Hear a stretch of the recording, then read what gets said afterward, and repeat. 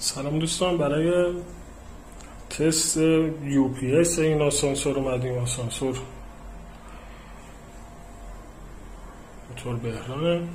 برای تست آسانسور، برای تست UPS بهترین کاری اینه که شما بفرستید توی پایین ترین طبقه. پایین ترین طبقه موقعی که سایش قطع میشه، اون وقت خاموش کنید که بیشترین ولتاژ و آمپر رو از باتریا بکشه، قشنگ باتریا دیشارژ بشن که طول عمر باتری بالا بره. الان هم داره میره پایین. هر موقع سایش قطع شد، الان سایش قطع شد، دور انداخت، اینجا ما خاموش میکنیم. اینجا ما خاموش کردیم.